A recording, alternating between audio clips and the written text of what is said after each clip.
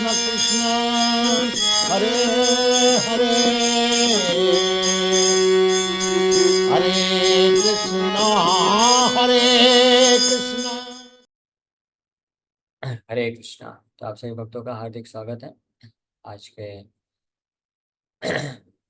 राम कथा में। तो आज हम लोग चर्चा कर रहे हैं श्री वाल्मीकि रामायण बालकांड और इसके 5वें अध्याय द सिटी ऑफ अयोध्या। तो इस अध्याय से जो है रामायण प्रारंभ हुई है। पिछले 4 अध्यायों में तो कैसे रामायण ग्रंथ की रचना की गई, कैसे वाल्मीकि ऋषि को नारद मुनि और ब्रह्मा जी के 2 महान गुरुओं का आश्रय मिला, इसका वर्णन था। और चौथे अध्याय में किस प्रकार से वाल्मीकि ऋषि ने रामायण को कुश और लव को उनको शिक्षा प्रदान करते हैं। और उसके पश्चात कुश और लव पूरे जो है भ्रमण करके साधु संतों के सभाओं में रामायण का गायन करते हैं। तो ऐसे ही भ्रमण करते करते वो भगवान रामचंद्र की सभा में पहुंच जाते हैं। और वहाँ पे भगवान रामचंद्र अपने सभी सभा में उपस्थित लोगों को रिक्वेस्ट करते हैं कि ध्यानपूर्वक रामायण सुने। जब लव और कुश वर्णन कर रहे हैं तो लव और कुश वर्णन करना प्रारंभ करते हैं।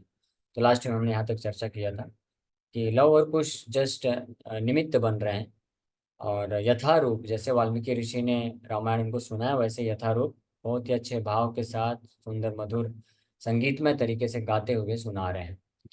तो ये वास्तव में लव कुश के द्वारा गाया जा रहा है भाव के साथ, लेकिन श्लोक वही है जो वाल्मीकि ऋषि ने लिखा है। तो वाल्मीकि ऋषि यहाँ पे बोल रहे हैं, तदिदं वर्तयिष्यामि सर्वं निखिलमादिता धर्मकामार्थसहितं श्रोतव्यम् अनसूयया। तो हमने लास्ट में यहाँ तक चर्चा किया था कि इसमें बता रहे हैं वाल्मीकि ऋषि कि मैं इस रामायण को पूरी पूरी तरीके से बिना किसी ओमिशन यानी बिना कुछ उसमें से हटाए सब कुछ मैं वर्णन शुरुआत से करने जा रहा हूँ। और इसको कैसे सुनना चाहिए, श्रोतव्यम यानी इट मस्ट बी हर्ड अनसूयया, इसको सुनना चाहिए बिना ईर्ष्या के। क्योंकि ईर्ष्या के साथ कोई सुनेगा तो वो लाभ नहीं उठा पाएगा, अपराध कर बैठेगा। क्योंकि इसमें भगवान रामचंद्र के दिव्य गुणों और उनके ऐश्वर्य को भी प्रस्तुत किया जाएगा। तो जिसके हृदय में ईर्ष्या होगी तो वो जो है अपराध करेगा। तो इसलिए ईर्ष्या रहित भाव से सुनने के लिए बोल रहे हैं। अब यहाँ से प्रारंभ कर रहे हैं। कोसलो नाम मुदिता स्फीतो जनपदो महान् निविष्टः सरायुतीरे प्रभूत धन धान्यवान।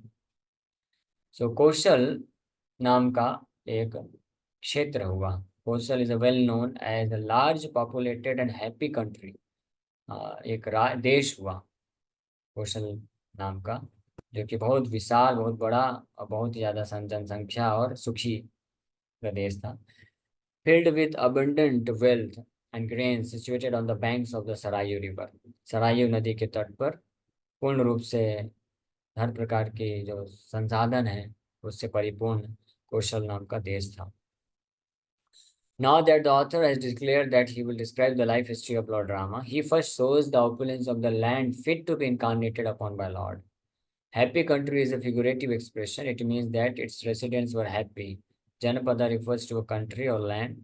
निपृच्छ जनपदो देश विषयो अमर कोश डिक्शनरी में जनपद का उदाहरण का परिभाषा दिया गया है कि देश या क्षेत्र को जनपद बोलते हैं। The country was on the bank of the river Sarayu. The river was flowing through the land of Kaushal. Kaushal देश से ये सरायू रिवर बहती थी। तो इसका वर्णन अभी दे रहे हैं। तो सबसे पहले रामायण को प्रारंभ कर रहे हैं उस देश, उस सौभाग्यशाली देश के बारे में बताते हुए जो जहाँ पे भगवान आकर अवतरित होने वाले हैं। क्योंकि वो प्रदेश या वो क्षेत्र है, वो राज्य, वो शहर जहाँ पे भगवान प्रकट होते हैं वो कोई साधारण नहीं हो सकता है। वो भी ऐश्वर्य से परिपूर्ण होता है। इसलिए भारतवर्ष जो है बहुत ही पुण्य भूमि बोली गई।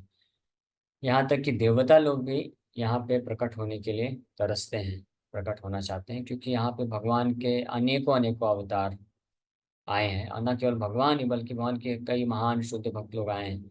और कई महान ऋषि मुनियों ने तपस्या की है जगह जगह पे। आप भारत के कहीं भी चले जाइए, किसी भी क्षेत्र में चले जाइए, कोई ना कोई उसका इतिहास होगा, धर्म आध्यात्मिकता से जुड़ा हुआ, कोई ना कोई महान ऋषि मुनि आके वहाँ तपस्या किए हैं, कोई ना कोई स्थान है जहाँ पे कोई ना कोई भगवान का अवतार या तो वहाँ पे आए हैं या तो वहाँ से निकले हैं, वहाँ पे कुछ कार्य किए हैं, लीला किए हैं।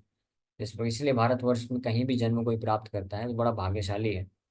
यानी भगवान उसके ऊपर विशेष कृपा किए हैं, भारतवर्ष में जन्म दे करके उसको विशेष अवसर प्रदान किए हैं कि अब इस बार वो इसका फायदा उठा करके भक्ति में आगे बढ़ जाए। लेकिन दुर्भाग्य है हमारे आज की सामाजिक व्यवस्था का, जिसके कारण लोगों को भारतवर्ष में जन्म मिला है धर्म का पालन करने के लिए, लेकिन उनको प्रेरणा दी जा रही है इंद्र तृप्ति करने के लिए, जिसके लिए भारतीय शरीर बना नहीं बिल्कुल।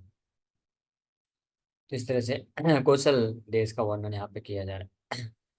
अयोध्या नाम नगरी तत्राशीलोक विश्रुता मनुना मानवेन्द्रेण या पुरी निर्मिता स्वयं आयता दश च दे द्वे च योजनानि महापुरी श्रीमती त्रीणि विस्तीर्णा सुविभक्त महापथा राजमार्गेण महता सुविभक्तेन शोभिता मुक्तपुष्पावकीर्णेन जलसीतेन नित्यशः।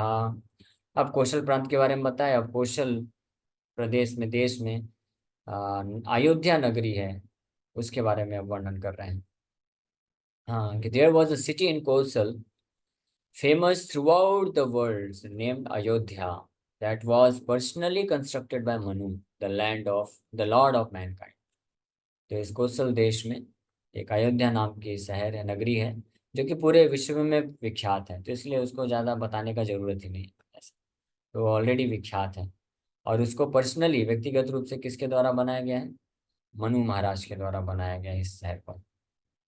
जैसे द्वारका नगरी, हाँ, डायरेक्ट बृहस्पति जी के द्वारा निर्मित की गई, निर्माण किया गया, जैसे मनु महाराज के द्वारा अयोध्या नगरी को बनाया गया, जिसमें क्या क्या है ऐश्वर्य। The splendour centre of the city was 12 yojanas long and 3 yojanas wide with properly divided highways extending to various regions. इसके मध्य में जो सेंटर है, सेंट्रल पार्ट है, वो 12 योजन लंबा और 3 योजन चौड़ा, यानी रेक्टेंगुलर शेप में है, जो बीच में है, और उससे कनेक्टेड बहुत सारे सुंदर हाईवेज बनाए गए हैं अन्य अन्य देशों को जोड़ने के लिए। It was beautiful with a properly arranged grand royal road leading to the outer edge of the city. This road was strewn with unwoven flowers fallen off the trees and sprinkled with water throughout the year. वाह, देखिए ये है ऐश्वर्य। बोल रहे हैं कितना सुंदर road है, हाईवे है इस सिटी के मध्य से, और पूरे पूरे सिटी को कनेक्ट करते हुए कितनी अच्छी व्यवस्था बनाई गई।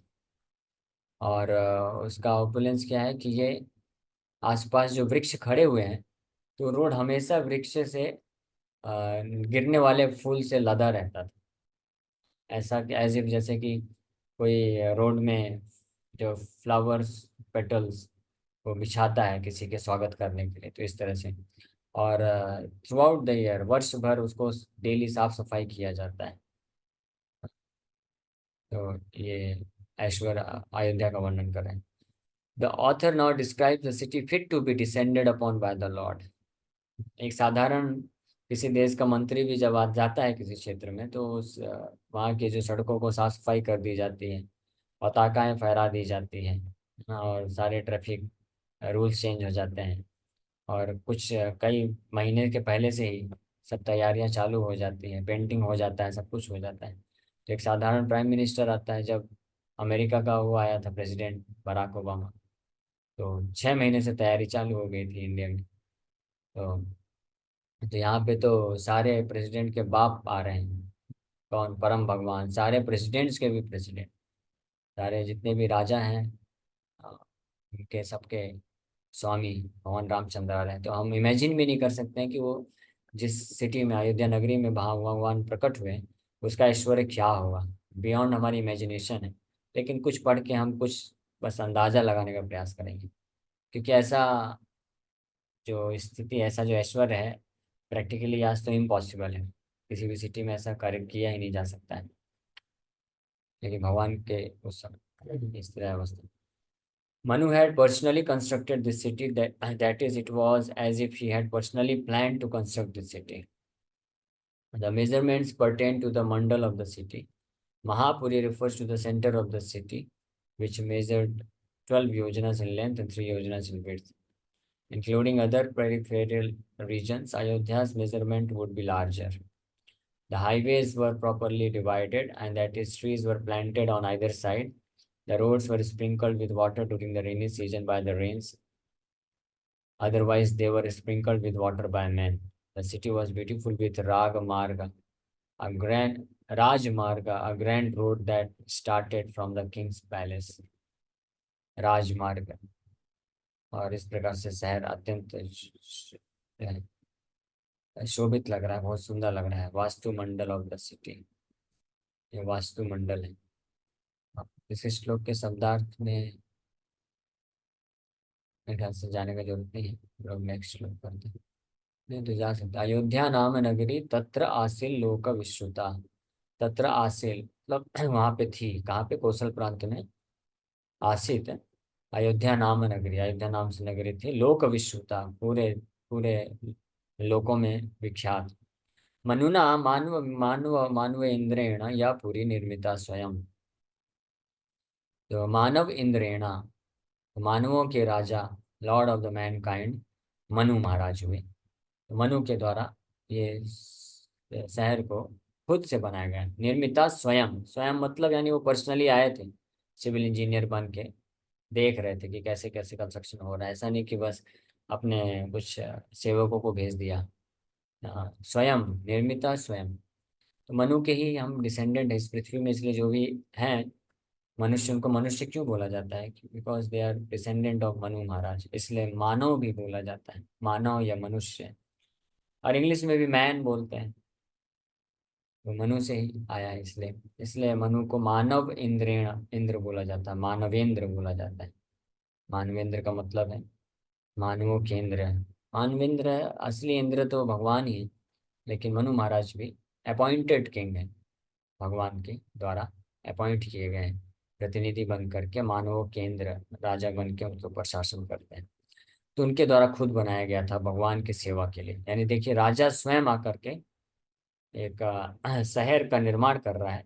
यानी इससे पता चलता है कि मानव के इंद्र, मानवों के भी स्वामी राजा अगर किसी के सेवा के लिए कार्य कर रहे हैं, इसका मतलब वो जो है उनका भी स्वामी है, भगवान रामचंद्र। तो आयत आयत 10 च 2 12 च योजनानि महापुरी, महापुरी मतलब सेंटर, महापुरी श्रीमती त्रियुणी विस्तीर्ण सुविभक्त महापथा। इस प्रकार से प्रॉपरली सुविभक्त महापथा, यानी प्रॉपर तरीके से। सुविभक्त, सु शब्द सूचित करता है कि बहुत अच्छे तरीके से, इम्प्रॉपर नहीं। आज के जैसे नहीं कि रोड बना दिया, उसके बाद जब देखे ट्रैफिक लग गया तो अब रोड को इधर उधर काट के दूसरा रोड बना रहे हैं, या कहीं से ला के जोड़ रहे हैं, या हाईवे बनाया जा रहा है, या कहीं पे बना दिया तो फ्लाईओवर बना रहे हैं, फिर उसमें फिर कुछ हुआ तो उसको तोड़ के उधर से और कुछ कनेक्शन कर रहे हैं। तो आज के रोड तो अगर ऊपर से जाके देखेंगे गूगल मैप से तो बड़े विचित्र दिखते हैं। कोई उसमें प्रॉपर प्रॉपर नहीं है, इम्प्रॉपर है, कोई स्ट्रक्चर नहीं है। लेकिन पहले के लोग कितने एडवांस्ड होते हैं, यानी उनकी टेक्नोलॉजी भी कितनी एडवांस रही होगी, और वो लोग कितने दूरदर्शी रहे होंगे कि रोड भी बना रहे हैं पूरे सिटी को हर जगह से कनेक्ट करने के लिए इतने सुंदर तरीके से। इसलिए सुविभक्त महापथा बोला गया है। राजमार्गेण, रॉयल रोड भी बनाए गए हैं, जो आउटर एजेस हैं, सिटी शहर के बाहर के क्षेत्रों को डायरेक्ट कनेक्ट करने के लिए, डायरेक्ट राजधानी से कनेक्ट करने के लिए। महता सुविभक्तेन शोभिता, बहुत ही सुशोभित है। मुक्त पुष्पा विकीर्णेन, मुक्त पुष्पा, फूल जो है पड़े हुए हैं सड़कों में। जल सिक्तेन नित्यशः, नित्यशः मतलब थ्रू आउट द ईयर, पूरे साल भर जल से सिंचित रहते हैं। तो ये अयोध्या के नगरी के सड़कों का वर्णन है, अयोध्या नगरी का वर्णन है। ताम तु राज दशरथो महाराष्ट्र विवर्धनः पुरीम आवास्याम आस Divam देवपतिर्यथा। King Dasarath, the enricher of his great kingdom, established this city as his capital, just as the Lord of the Devas established the heaven, Amravati, as his capital. इतने सुंदर शहर को, नगर को बनाया गया है मनु महाराज के द्वारा पर्सनली। तो जो दशरथ महाराज हैं उस वक्त के पूरे पृथ्वी के चक्रवर्ती सम्राट, तो उन्होंने इस शहर को चूज किया, स्वीकार किया अपनी कैपिटल, राजधानी बनाने के लिए। जैसे इंद्र के देवता अमरावती को अपनी राजधानी बनाते हैं, इसलिए अयोध्या राजधानी हुई जहाँ से वो रूल करते हैं। The city had an excellence. It was presided over by a great king who enriched his great kingdom by maintaining it in accordance with Vedic dharma. He was superior to the previous kings of his dynasty. Tam tu Raja Dasaratho Maharashtra Vivardhana, the enricher of his great kingdom. Maharashtra विवर्धना, यानी ये शब्द सूचित करता है कि अपने अन्य पूर्व जो राजाओं उनमें से सबसे महान धर्म के पालन करने में। पुरीम आवश्याम आस दिवम देव पतिर्य था, इस अयोध्या नगरी को अपना राजधानी बनाते हैं।